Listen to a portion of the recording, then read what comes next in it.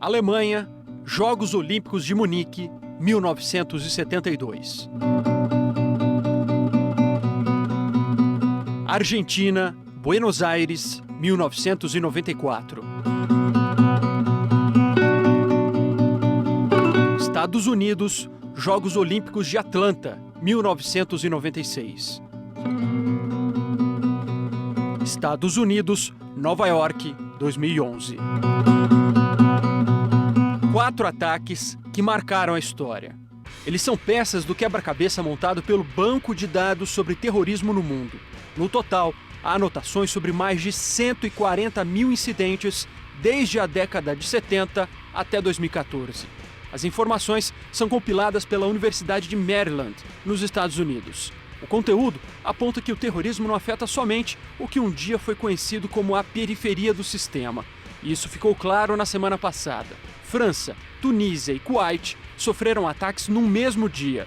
No caso do Kuwait, não havia registro de ataques há 20 anos. No total, mais de 60 mortos. Os dados apontam para outro aspecto do terrorismo: o súbito aumento no número de ataques a partir do ano 2000. Isso levanta uma série de questões. A primeira delas, a mais simples: por quê? A globalização teria colocado em atrito diferenças irreconciliáveis? Ou será que o nosso conceito do que é terrorismo mudou? E o Brasil, onde se encontra nesse contexto? Olá. Faltam 402 dias para o início dos Jogos Olímpicos Rio 2016. Para debater se o Brasil está livre dessa ameaça que, dia após dia, parece mais difícil de controlar, eu recebo hoje a deputada Jô Moraes, do PCdoB de Minas Gerais, presidente da Comissão de Relações Exteriores e de Defesa Nacional da Câmara dos Deputados e da Comissão Mista de Controle da Atividade de Inteligência do Congresso Nacional. O doutor em Estudos de Segurança e ex-pesquisador do Instituto das Nações Unidas para a Investigação do Desarmamento, Marcos Degot. O diretor do Departamento de Contra-Terrorismo da Agência Brasileira de Inteligência, Luiz Alberto Santos Salaberry. E o deputado Raul Jungmann, do PPS de Pernambuco, que também integra a Comissão de Relações Exteriores da Câmara. Eu sou Maristela Santana e o Expressão Nacional é transmitido pela TV Câmara, a Rádio Câmara e a nossa página na internet. Senhores, senhora, muitíssimo obrigada pela presença aqui no nosso programa. Deputada Jô Moraes, eu gostaria de começar pela senhora. Deputada, em 2010, o Congresso Nacional aprovou uma política nacional de inteligência a partir de uma proposta encaminhada pelo presidente Lula. Essa proposta foi aprovada pela Comissão Mista de Controle da Atividade de Inteligência, foi encaminhada ao Palácio do Planalto e, desde então, aguarda a promulgação da Presidência da República para que entre em vigor. Eu gostaria de saber, na sua opinião, quais os principais prejuízos decorrentes da não promulgação dessa política até hoje. Eu diria que está na ordem do dia a assinatura do decreto por parte da presidente Dilma sobre a Política Nacional da Inteligência.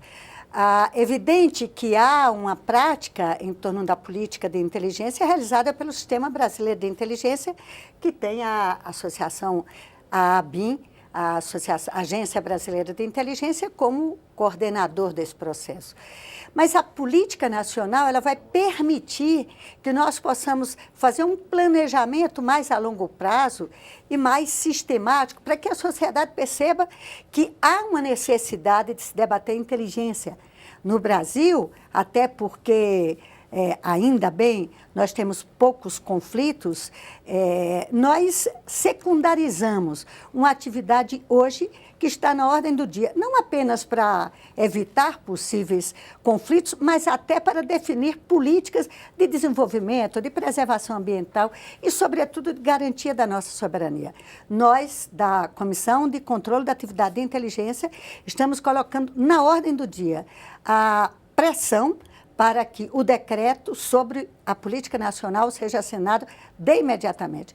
Nós já temos um requerimento previsto para convidar o ministro da Casa Civil para que possa nos dizer o que é que impede que este decreto seja assinado imediatamente. É porque ele chegou lá no final do governo Lula, já passou pelo primeiro mandato da presidente Dilma E agora tratamos do segundo mandato. É bom a gente verificar que o Congresso não chegou a aprovar, até porque não lhe compete, do ponto de vista legal, a aprovação.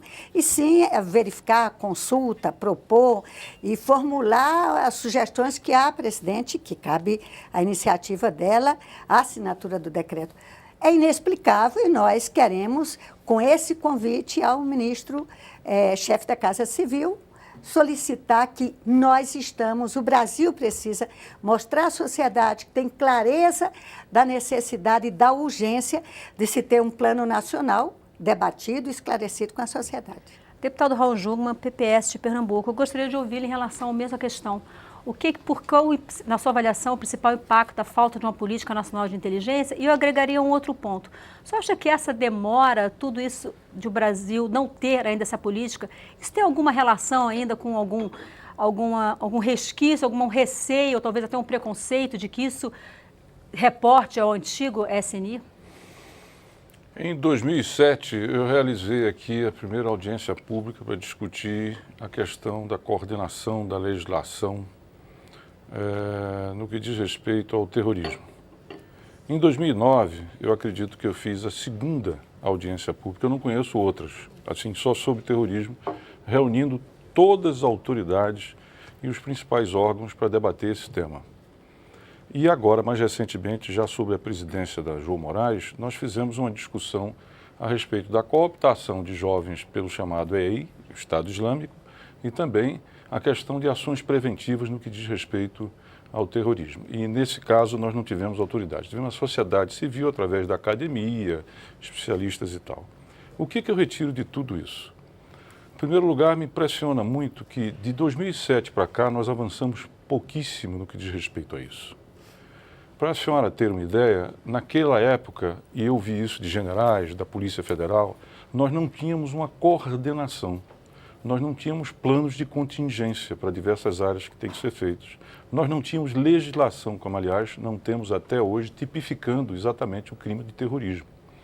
E, pasme, naquela época falava-se de uma autarquia antiterror, ou alguma coisa assim que seria criada, tá certo? Com este nome, e que teria um nível praticamente ministerial um pouco abaixo. Em lugar disso, se criou uma espécie de coordenação de prevenção de atividades terroristas. E mesmo essa, literalmente, deixou de funcionar. Pelo menos essa foi a informação que nós tivemos lá. Então, o Brasil, resumindo, quer ter projeção internacional, que é um lugar no Conselho da ONU, vai realizar aqui uma grande festa que será as Olimpíadas. Mas nós não temos compatibilidade no que diz respeito às ações referentes à prevenção, ao terrorismo, ao contra-terrorismo, à coordenação e à legislação. Aliás, há 2 semanas chegou agora a primeira lei, acho que com décadas de atraso, propondo a tipificação do crime de terror e também a questão do perdimento dos bens para quem participa. É um avanço, sem sombra de dúvida, nós estamos analisando. Mas nós estamos muito atrasados e eu acredito que é absolutamente incompatível. Hoje, no presente, no mundo globalizado, da forma como nós acabamos de ver, por exemplo, a Argentina em 1992 e 1994, ela tinha uma situação muito parecida com o Brasil. Não tinha grandes adversários externos, não tinha contencioso com árabes, nem conflito, nem se metia em nada globalmente. O que foi que aconteceu?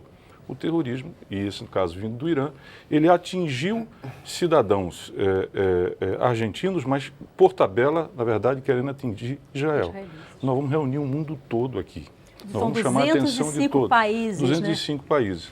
O que tende a acontecer? O que tende a acontecer é que nós vamos fazer uma preparação ad hoc, mas nós vamos ficar devendo em termos estruturais de coordenação e de políticas, tanto de inteligência como de combate ao terrorismo. Marcos de Gaulle, você que é especialista em segurança internacional, como é que você avalia essa situação do Brasil de não ter sequer uma política de inteligência e aguardar há tanto tempo a aprovação do Palácio do Planalto, à luz do que você conhece do restante do mundo?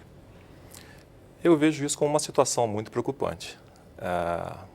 Eu acredito que tanto a Polícia Federal como a ABIN venham fazendo alguns esforços heróicos no sentido da prevenção e do combate ao terrorismo, mas esses esforços eles são minados por uma série de fatores que retiram a eficácia de qualquer forma de combate ao terrorismo. Eu posso citar, por exemplo, a ausência de uma tipificação legal do crime ao terrorismo. Isso aí retira das mãos do aparato estatal de segurança e inteligência uma ferramenta importantíssima para poder combater esse fenômeno do ponto de vista da legalidade. Segundo, a inexistência de uma política nacional de inteligência. Se não existe uma política nacional de inteligência, não existem prioridades. Não existem requerimentos feitos à inteligência. Isso leva a dois problemas. Primeiro, a inteligência tem que definir quais são as prioridades. Para o governo, isso pode não ser relevante. Então, a inteligência corre o risco de cair na irrelevância. Segundo, não existe na cultura política, na cultura policial e na cultura de inteligência ainda uma tradição enraizada de observação, de prevenção, de repressão ao terrorismo. Isso faz com que a Agência Brasileira de Inteligência, a Polícia Federal e outros órgãos responsáveis pelo enfrentamento dessa ameaça não disponham dos recursos financeiros, materiais, humanos, tecnológicos, institucionais, administrativos e também legais para o enfrentamento dessa ameaça. Por exemplo, não existe o concurso público para a ABIN, para o provimento do cargo de oficiais de inteligência, desde 2008. São quase 7 anos em que aquele órgão vem tentando enfrentar essas e outras ameaças sem a logística humana adequada. Vejo também que existe uma espécie de vaidade institucional, disputa por poder, por espaço entre os órgãos ligados a essa área, em virtude da inexistência dessa política nacional de inteligência. Existe uma sobreposição de função, existe falta de delimitação de funções, existe briga por recursos. Então, tudo isso retira a eficácia da luta contra o terrorismo.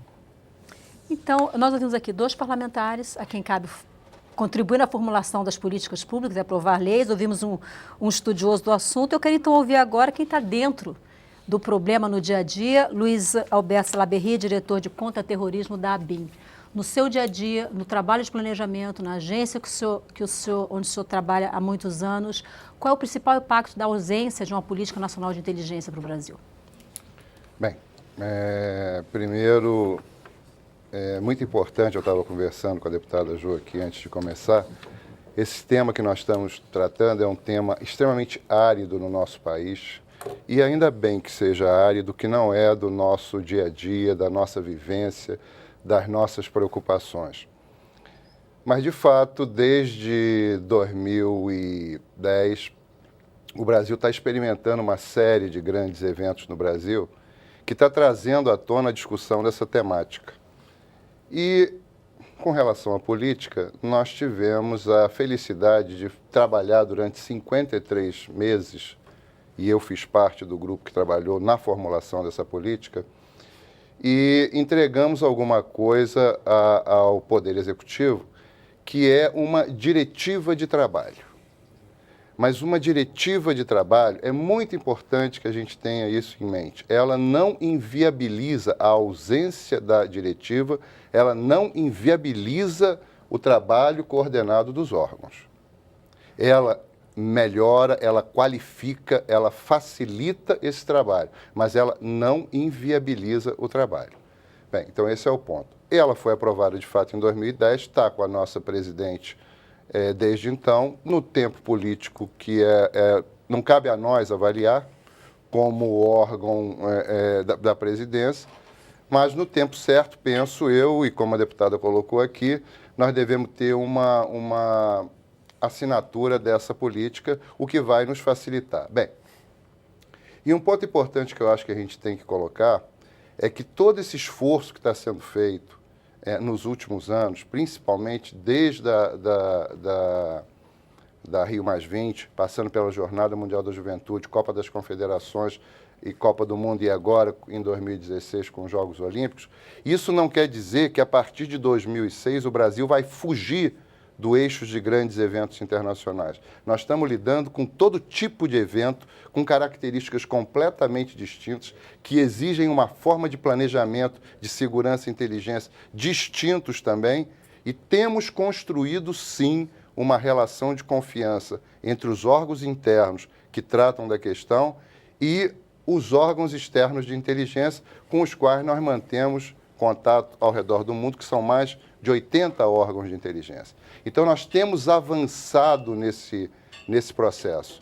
E, repito, a política não é um impeditivo, mas ela é um grande facilitador no momento que ela orienta e que define realmente prioridade de como atuar. E nós podemos discutir um pouquinho mais na frente outras questões relacionadas a isso. Com certeza. Marcos Tegô, indo um pouquinho mais para o aspecto direto dos Jogos Olímpicos de 2016, que é o pano de fundo para o nosso debate, os atos terroristas, os ataques terroristas, eles têm um apelo midiático muito forte, né? Em que medida os Jogos Olímpicos no Rio de Janeiro significam um espaço propício para que o terror faça valer mais uma vez o apelo midiático que ele normalmente costuma procurar? De forma geral, o objetivo do terrorista não é matar, embora nos últimos anos isso também tenha alterado um pouquinho. Hoje em dia, quanto mais mortes, melhor. Mas o objetivo do terrorista é chocar, é amedrontar, é colocar a população no estado de tensão, de medo, porque o terrorista, o objetivo é fazer com que todos se sintam alvos potenciais de uma causa. E um evento de grande porte desses é realmente algo muito convidativo para a ação terrorista. Se nós formos olhar historicamente, são poucos eventos desse porte que não tiveram algum tipo de problema. Eu acredito que o pior equívoco que qualquer governo pode cometer é negligenciar o grau de ameaça do terrorismo, por menor que ele seja em determinado momento. O fato de nunca ter sido registrado um atentado terrorista no Brasil não significa que nunca vai acontecer. Aqui na nossa vizinhança regional nós tivemos diversos exemplos. O deputado Jungmann já mencionou 2 na Argentina, mas nós temos diversos casos no Peru, na Venezuela, na Colômbia e até mesmo na Bolívia e no Chile. Tem o terrorismo ligado ao tráfico de droga. Nós temos Tinha, o terrorismo... há alguns anos, o terrorismo ligado aos movimentos revolucionários. Temos o terrorismo revolucionário, subrevolucionário, temos o terrorismo narcocriminal, temos o religioso, temos o cyberterrorismo agora, que é uma nova modalidade. Então, nenhum país é imune à ameaça terrorista. Os atentados de 11 de setembro de 2001 nos Estados Unidos comprovaram isso. A França, sistematicamente, tem sido alvo de atentados terroristas. E países que não têm essa tradição de atentados terroristas também registraram casos recentes, como a Tunísia e o Kuwait. Então, parafraseando Thomas Jefferson, o preço da liberdade é a eterna vigilância. É preciso que se confiram aos órgãos de inteligência policial o ferramental necessário para que eles possam efetivamente promover essas medidas de repressão e combate. E não só estabelecer protocolos de atuação para o caso de algum atentado ser realizado. Depois que a porta foi arrombada, não adianta fazer muita coisa. É preciso prevenir, é preciso combater. Deputada João Moraes, eu queria ouvi-la em relação a isso, essa questão dos jogos. É bom a gente... Assim, primeiro, no mundo inteiro, o debate sobre a regulamentação do terrorismo é sempre complexo. Tanto é que há uma instabilidade muito grande regulatória dos diferentes órgãos, desde a Convenção de 1937. Né? Também, vamos lá, o Brasil, ele tem agido de uma forma absolutamente a garantir até hoje. Eu acho que todos os eventos que ocorreram e não ter a gente vivenciado nenhum tipo de incidente, demonstra que há um sistema trabalhando. Eu acho que a gente começa a compreender, olha, teve a Copa das Confederações, teve a Copa do Mundo, teve a vinda do Papa. Aliás, na vinda do Papa, aquele desvio do Papamóvel ali no coração da Cinelândia do Rio de Janeiro, demonstrando que, evidentemente, havia um certo grau de tranquilidade. Nós enfrentamos isso. Só que isso não é suficiente. Nós estamos, no momento, eu escutei, agora recentemente na França, o pronunciamento do ministro de Defesa da França, muito dramático. Antes desse atentado, ele dizia que o horizonte é sombrio e os conflitos do entorno ameaçavam o próprio país.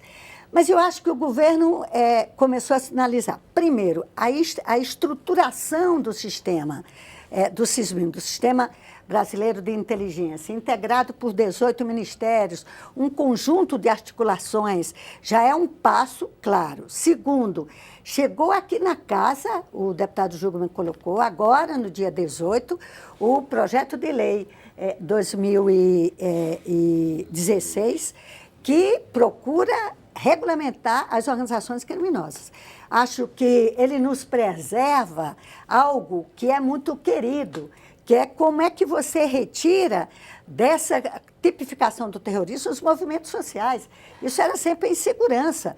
Eu acho que na sociedade, no Ministério Público, na Defensoria e vários outros, durante 2013, um dos receios era isso. Como é que você regulamenta terrorismo sem crucificar um componente que é da população muçulmana, dos países árabes? Na nossa audiência pública, inclusive, eu recebi antecipadamente 5 embaixadores árabes para que a gente não criminalize, para que a sociedade, ao debater, regulamentar o terrorismo, não criminalize um setor da sociedade, que você preserve as manifestações públicas. Mas eu acho que o projeto que chega nessa casa, no dia 18, já é um passo, deputado Jungmann. Acho que tanto procura tipificar as organizações terroristas como os financiadores. É uma exigência, inclusive, dos organismos internacionais. Que estavam ameaçando o Brasil de ser retirado do GAFI, me parece GAFI, em função de não haver essa regulamentação. Então, eu acho que a gente está, vamos dizer, sendo premido pela consciência dos acontecimentos e a consciência de que, olha, o Brasil tem muitos desafios. Agora, este é um desafio da inteligência que o conjunto dos países, e aí eu me lembrava aqui, Mata Hari, as figuras, o próprio cinema colocava com a inteligência nos Estados Unidos, na Inglaterra, na França, como sendo algo que a sociedade aprendia como da sua defesa. A gente não. A gente discute inteligência como se fosse aqueles que bisbilhotam a vida. Eu fui uma bisbilhotada pelo SNI. Isso é o que eu acho que é uma grande conquista da democracia brasileira. Por isso que eu acho que nós estamos dando passos. E queremos o gesto marcante da assinatura da Política Nacional de Inteligência. Deputado Raul Jungmann, PPS de Pernambuco. O senhor comentou no início do programa que em 2007 e 2009 o senhor trouxe esse assunto para discussão dentro do Congresso Nacional. Em relação às Olimpíadas Rio 2016, o senhor acha que o Congresso está acompanhando o trabalho que está sendo feito preparatório para essa Olimpíada? Existem alguns assuntos que o Congresso não gosta porque não dá voto e que ele também não entende muito. É verdade. Isso é o caso especificamente de relações exteriores e, por exemplo, defesa nacional. Até porque também a Constituição não nos privilegiou como deveria, tá certo? Quer dizer, então o debate aqui, por exemplo, em termos de defesa, fica muito em termos do custeio do orçamento. Eu fui autor de uma emenda, tá certo, que propôs o livro branco da defesa nacional e também que a Estratégia Nacional de Defesa, a cada 4 anos, ela fosse debatida como vai ser debatida para o ano e também isso daí. Por quê? Porque o Congresso tem que ampliar a sua responsabilidade. O Congresso não tem a necessária consciência, tá certo, do que é a projeção de que é um país desse tamanho. Existem outros problemas. Esse é um tema maldito. Nós estamos discutindo um tema que é interditado, que é maldito. As elites brasileiras, estejam elas no Itamaraty, estejam elas na própria defesa nacional, elas não gostam de discutir esse tema. É como se discutir o tema fosse uma profecia que autorrealiza.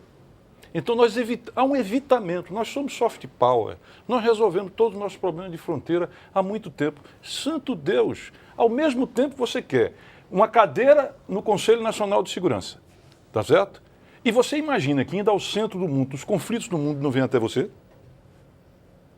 Nós temos hoje uma situação, veja, ali em 2010, o que foi que aconteceu? Vocês não mostraram um gráfico ali, em 2010, aquela explosão?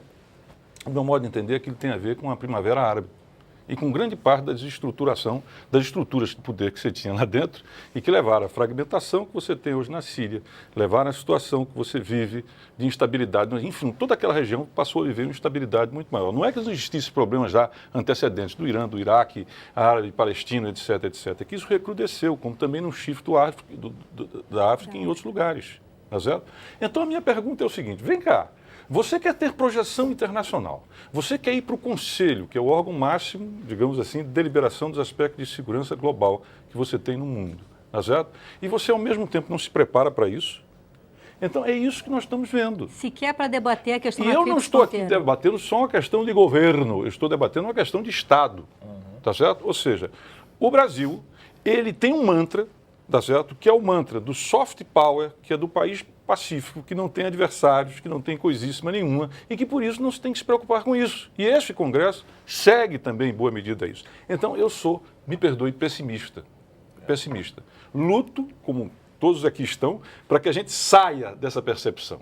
Mas, infelizmente, a experiência diz, e lembrando sobretudo o que aconteceu na Argentina, espero ser desmentido pelos fatos, mas que nós só vamos acordar para a realidade, essa global que nós estamos discutindo, o desejo de projeção, a dimensão do país, os recursos que ele tem e tudo mais nesse contexto internacional, infelizmente, quando alguma coisa nos tirar desse sentimento de berço esplêndido que nós vivemos e que é um equívoco da nossa elite, do Congresso Nacional e tudo mais. Nós não temos estrutura para tratar com isso. Eu falava algumas semanas atrás com um general e ele me dizia, e eu perguntava, e aí, como é que vai ficar, general, essas coisas aí referentes à inteligência e terrorismo, etc. Ele disse, olha, Juca, vai se resolver em boa medida em nome do personograma, tá certo? Quer dizer, a possibilidade que nós temos através de um jeitinho de encontrar determinadas saídas e rezar a Deus, que Deus é brasileiro, para que, na verdade, nenhum desses movimentos que estão por aí fora resolva dar um troco, seja quem for, por tabela, utilizando as Olimpíadas no Brasil. Vamos torcer por isso. Luiz Alberto Salaberry, antes de a gente ir para o intervalo, eu quero saber então agora o que a ABIN,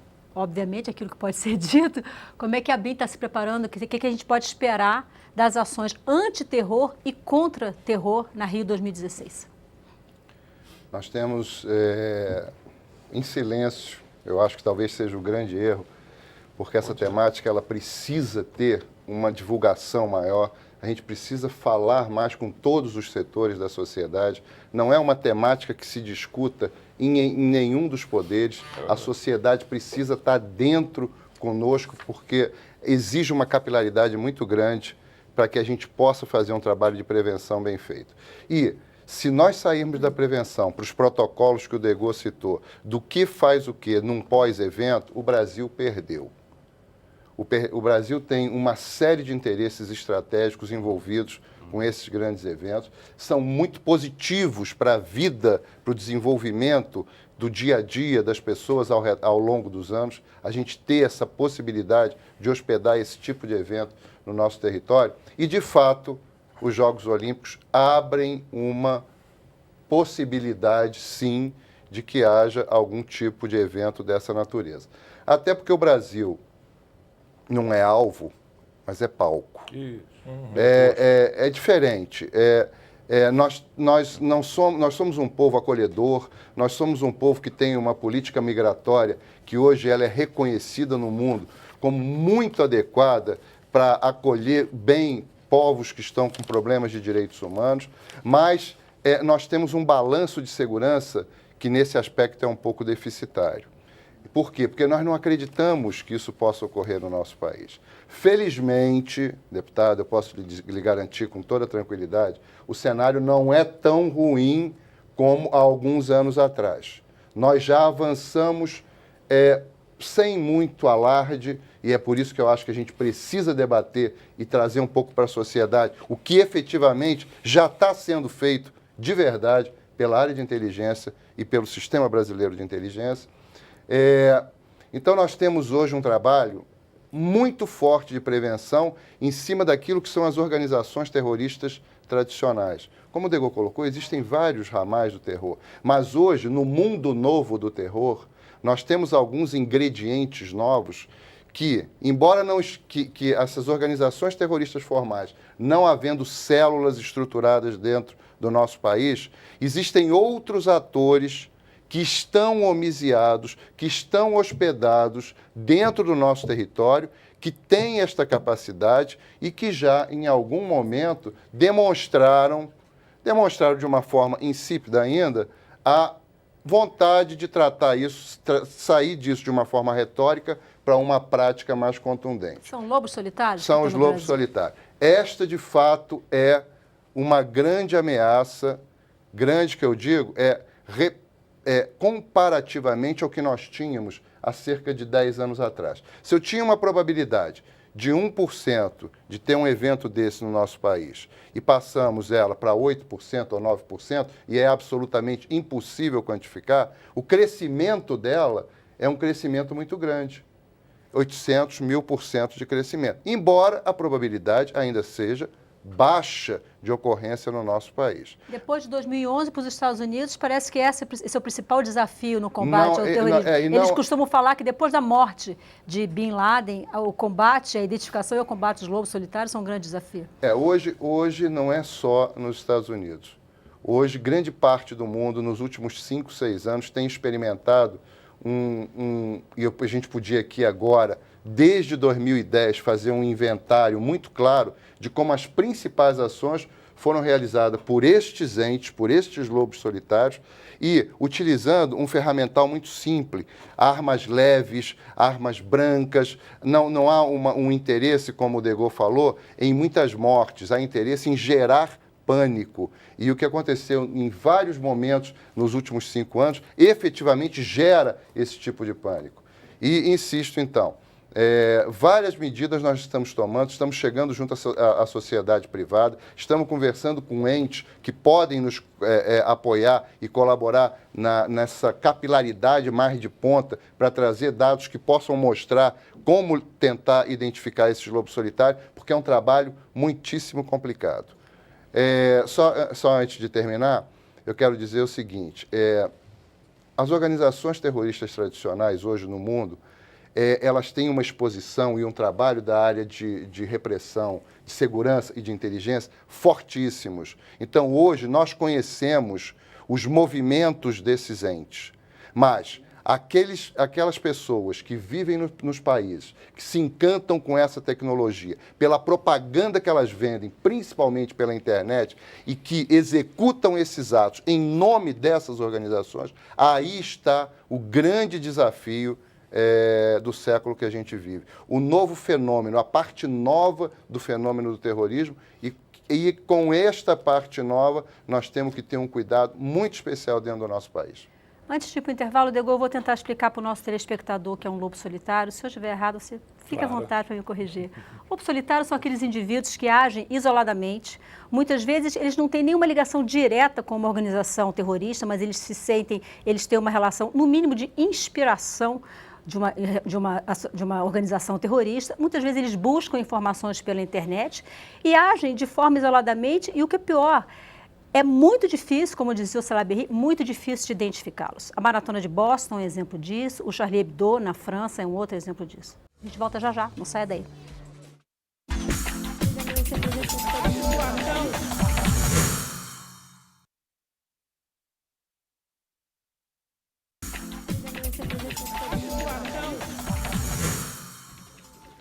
Olá, o Expressão Nacional está de volta na TV Câmara, na Rádio Câmara, na nossa página na internet. Hoje nós estamos debatendo como o Brasil está se preparando para evitar atentados terroristas nos Jogos Olímpicos Rio 2016.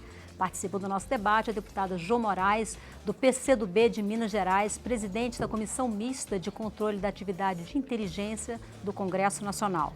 O doutor em Estudos de Segurança, Marcos Degaule. O diretor do Departamento de Contra-Terrorismo da ABIN, Luiz Alberto Santos Salah Berry, e o deputado Raul Jungmann, do PPS de Pernambuco. Deputado Raul Jungmann, foi falado aqui rapidamente um ponto que eu gostaria de discutir um pouco mais a fundo, que é a questão da migração. O Brasil vem recebendo, e principalmente do ano passado para cá, uma leva muito grande de imigrantes. Migrantes sírios, migrantes haitianos, por uma questão bem característica. O Brasil tem uma força, né? Eu estive lá.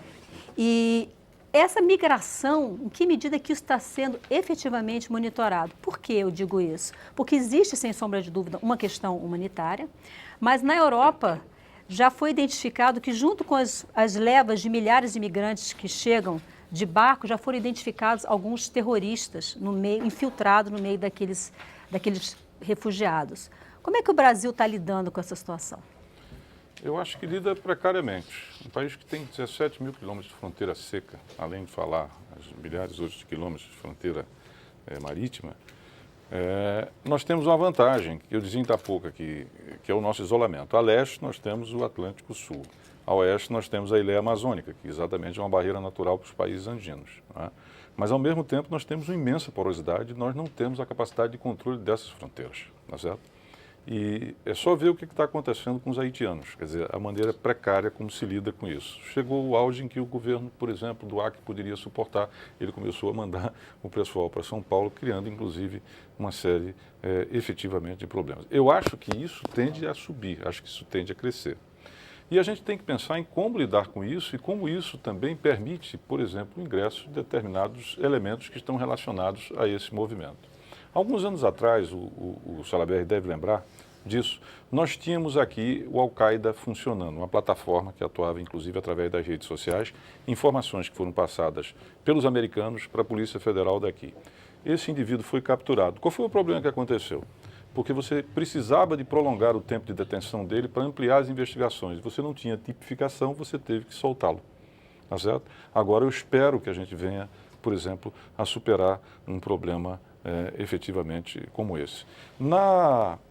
Quando nós tivemos aqui, está lembrado daquele encontro que vieram os árabes aqui para participar do encontro com os países da América do Sul? Nossa, nesse período foi em 2008, 2009. Acho que 2008, 2009. Na minha segunda audiência pública. Eu vi um relato que eu nunca esqueci e que eu queria até que o Salabert nos ajudasse esclarecendo se isso já foi superado.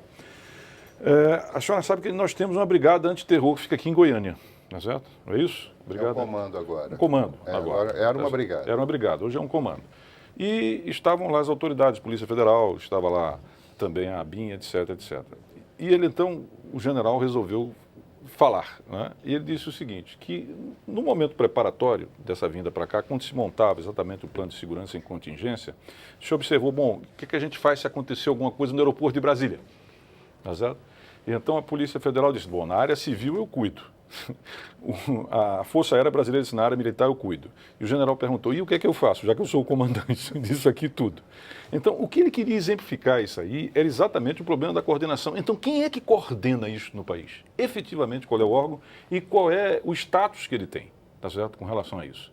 É preciso esclarecer isso. A questão de imigrantes, como outras mais, tem a ver exatamente com políticas ordenadas, estruturadas, prioridades, como disse ele, e clareza de como você vai lidar com esse fenômeno. Agora, se nós continuamos com essa descoordenação, tá certo? Que até aqui a gente percebeu, e com essa incúria de entender que, em que pese nós não termos histórico, nós temos hoje condições compatíveis, tá certo? Para a ocorrência de um fato como esse. Então, é isso que não chega ao núcleo do governo. E o governo não traduz isso, na verdade, com a devida atenção que órgãos como o contra-terrorismo e outros mais deveriam receber. Então, por isso, a nossa vulnerabilidade à exposição, e aí me permita o Salabert, ela cresce. Como ele bem disse, tá certo? 800%. Ainda é baixo? É verdade, tá certo? Mas isso não é uma coisa que estatisticamente a gente possa mensurar. É apenas um indicativo. Tá certo? Então, eu continuo dizendo que nós continuamos aquém das necessidades que um país como esse, com a projeção, com a dimensão, com os recursos que tem e com, sobretudo, a realização de uma Olimpíada, está a dever em termos de segurança para uma possibilidade como essa. Luiz Alberto Salaberry, da ABIN, como é que a ABIN está lidando com essa questão do crescimento da migração de refugiados para o Brasil? Essa é uma questão importante porque... De fato, o país hoje tem, no contexto internacional, uma visão muito positiva com relação à sua política migratória, porque é uma política de acolhimento a países que estão com problemas sérios e que as suas populações exigem uma necessidade, apresentam uma necessidade muito grande de sair e de se hospedar em outros países. E o Brasil tem aberto as portas para alguma dessas populações, e uma dessas populações é a população síria que vem fugida da guerra. Uma resolução normativa do CONARE de 2013 dá uma facilidade bastante grande para que pessoas que vêm dessa região possam entrar no nosso país com um visto provisório para poder tentar um status de refugiado no nosso país. Então, só para vocês terem uma ideia, de 2014, em relação a 2014 para 2011, nós tivemos algo em torno de 9.000% de crescimento dessas pessoas sírias que ingressaram no nosso território. Isso, do ponto de vista humanitário, é alguma coisa louvável. Mas, de fato, como o deputado colocou, muito corretamente, isso abre a oportunidade para, como isso tem já acontecido para outros países da Europa e Norte da África, especialmente, para que indivíduos radicalizados possam ingressar em território nacional, se homiziar ou ficarem adormecidos, eventualmente, para ações futuras. Esse é um trabalho que a área de inteligência tem se debruçado muito fortemente, com o apoio, de novo, de órgãos de inteligência no âmbito do Sistema Brasileiro de Inteligência e também nessas parcerias que nós temos com o Serviço de Inteligência Estrangeiro. Porque essas pessoas que vêm de fora, elas não vêm com um rótulo escrito o que é a vida dela pregado na testa. Então, nós precisamos fazer esse levantamento para ter a perfeita consciência se o que nós estamos hospedando no nosso país são pessoas efetivamente que têm essa necessidade por dificuldades com essas questões humanitárias ou se são pessoas que podem representar algum perigo. Nós temos tentado fazer esse trabalho, é um trabalho difícil, mas penso eu que estamos no começo, o deputado está certo, nós precisamos avançar mais, mas nós estamos avançando nesse processo. É o dilema que a Europa tem vivido hoje, né? Ô Marcelo, Pô, não. eu queria, aí assim é meio agonia. Eu queria separar os desafios e os problemas migratórios dos problemas do terrorismo. Eu falo isso para que a gente não comece a estigmatizar setores de situação. Hoje, o mundo vive esse problema da imigração. A última cúpula da União Europeia foi fazer essa discussão porque só a Itália que estava sofrendo esse impacto. Há um consenso de que é preciso partilhar. Aqui no Brasil nós estamos vivendo, saímos de uns 2.000 refugiados por ano para 12.000. É claro que nós temos um problema de regulamentação.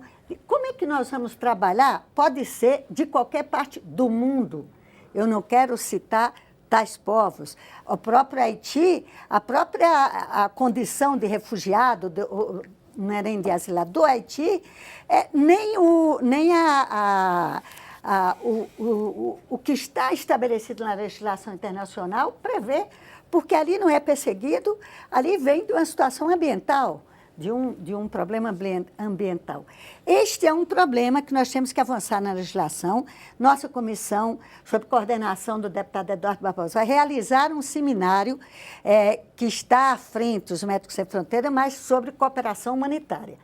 O senhor tem toda a razão, deputado Júlio, olha, há falhas, nós não estamos conseguindo fazer um controle, nem garantir, por exemplo, a casa que o refugiado que chega aqui vai morar, quais as condições econômicas e materiais que ele vai vir. Não basta abrir a porta do Brasil. Este é um problema grave e sério.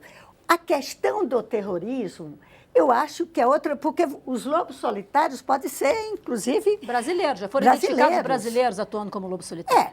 Eu acho que ter claro isso, o doutor Lasmar, que teve lá na nossa audiência, ele dizia, olha, o que motiva o terrorismo é de tamanha diversidade que a simplificação, que é por razão étnica, racial, isso é um perigo. Por isso que eu acho, eu diria que a gente avançou, nós não estamos tão ruins. Agora, há uma distância, anos-luz, do que a gente precisa. O CISFRON, o sistema de fronteiras, tem que ser aperfeiçoado. Nós temos a necessidade do sistema de gerenciamento da Amazônia Azul. Nós estamos zero da questão do Cisgás. Nós temos que avançar no projeto de defesa cibernética que o Exército tem e que tem que ser articulado. Eu acho que o deputado Júlio acaba de me propor uma emenda ao projeto que o governo mandou aqui. Quem coordenará as ações do terrorismo? A acumulação de responsabilidades ficará com a coordenação da inteligência também? Este é um desafio que eu gostaria de escutar o doutor. Marcos de Goa, eu queria ouvi-lo em relação a essa questão migratória, aproveitar e colocar dois comentários que chegaram aqui. Um é de Rildo Alves de Oliveira, ele de Desterro, na Paraíba. Ele diz o seguinte: para combater o terrorismo, o Brasil não tem uma boa vigilância. As fronteiras do país são vulneráveis a quaisquer pessoas. Assim, ele se torna vulnerável a ataques terroristas. E vem uma pergunta especificamente para você, de Andressa Bolzan.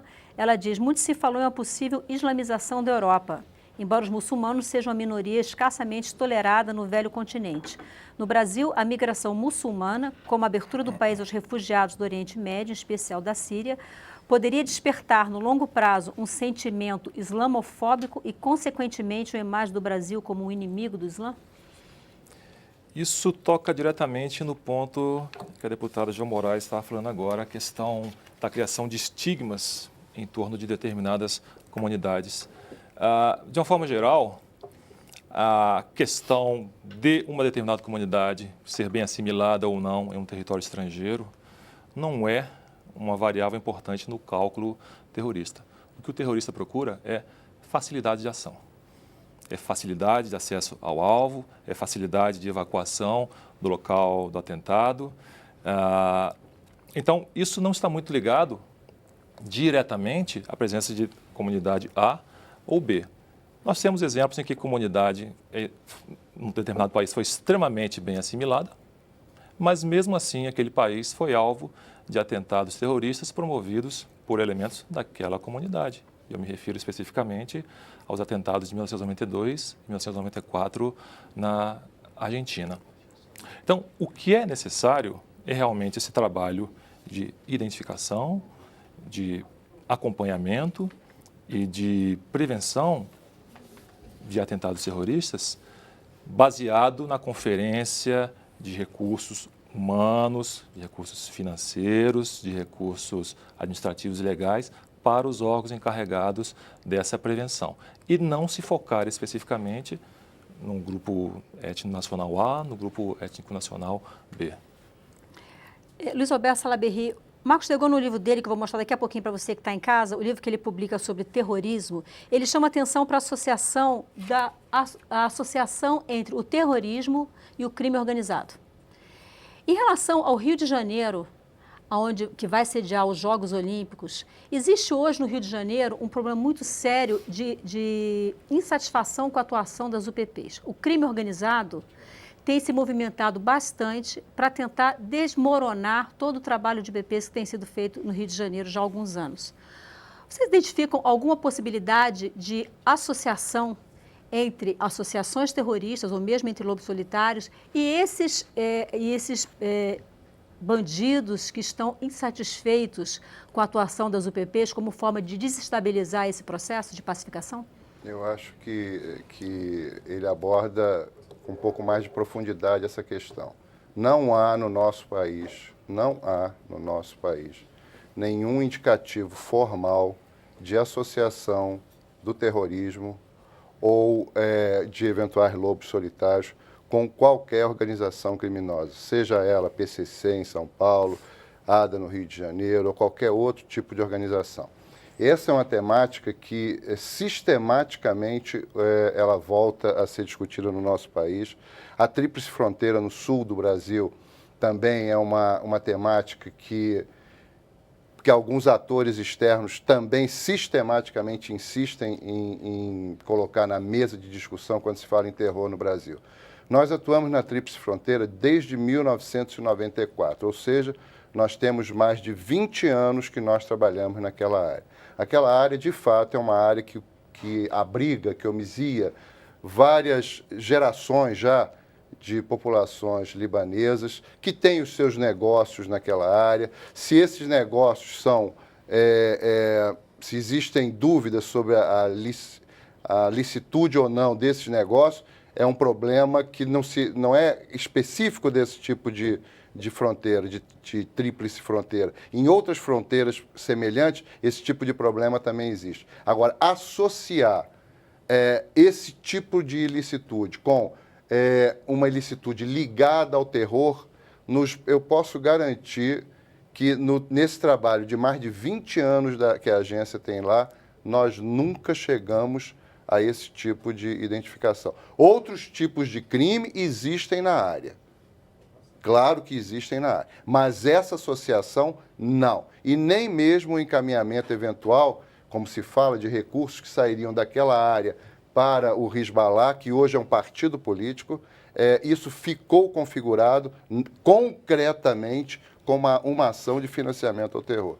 Então, é muito importante que a gente deixe claro esses eixos de discussão que são eternos no nosso país e que hoje nós não encontramos na prática qualquer indício concreto, repito, da ligação de qualquer grupo que nós não temos nenhuma célula no nosso país, mas qualquer grupo ligado a organizações criminosas, de qualquer matiz e em qualquer estado brasileiro, e mesmo a situação na tríplice fronteira no sul do país, da ligação desses entes que trabalham lá, dessas comunidades, principalmente comunidades libanesas, com organizações terroristas. Nós não temos esses indicativos. Deputado Raul Jungmann, para a gente terminar rapidinho, meu tempo está estouradíssimo, eu queria ouvi-lo em relação à questão diplomática. Até 2013, pelo menos 3 países que têm até então um forte relacionamento com o Brasil, Irã, Venezuela e Cuba, eram classificados como países que patrocinam organizações terroristas. A diplomacia brasileira, que se vê, é que ela está cada vez menos aparelhada. Os diplomatas, inclusive, têm dificuldade até de receber o ressarcimento de despesas de aluguel, enfim. A diplomacia brasileira, você acha que da forma como ela está sendo conduzida, ela tem condições de colaborar no combate ao terrorismo?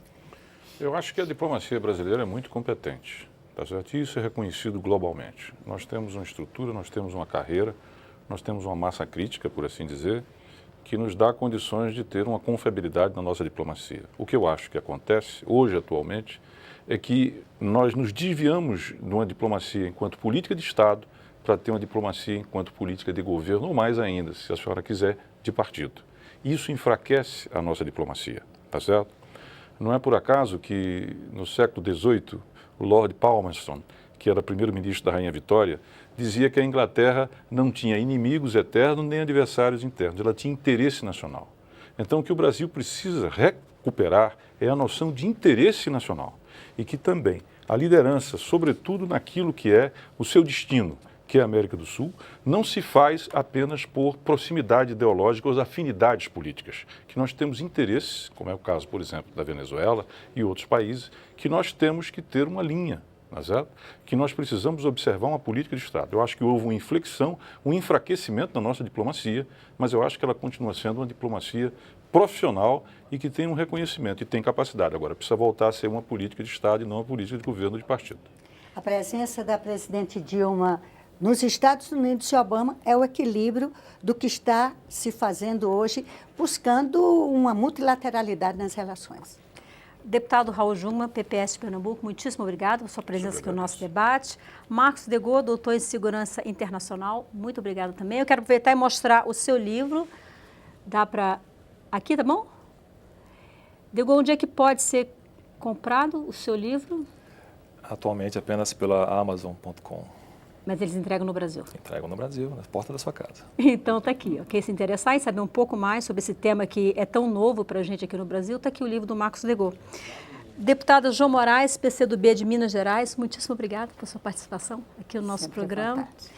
Luiz Alberto Salaberry, diretor do Departamento de Contra-Terrorismo da ABIN, muito obrigado, bom trabalho. Espero que não tenha muito trabalho nos Jogos Olímpicos. Se essa nossa discussão tenha sido simplesmente uma cooperação com uma mera discussão. 80 países do mundo permite essa tranquilidade. E vamos torcer para a presidente Dilma Rousseff assinar a Política Nacional de Inteligência. Quanto antes. Você de casa que nos acompanhou pela TV Câmara, Rádio Câmara, pela nossa página na internet, muitíssimo obrigada pela sua audiência, pela sua participação. Na próxima semana, nós vamos debater uma proposta que começa a ser discutida aqui na Câmara, a mudança do presidencialismo para o parlamentarismo. Eu sou Maria Estela Santana e o Expressão Nacional volta na próxima terça, às 9h30 da noite. A gente se vê. Tchau.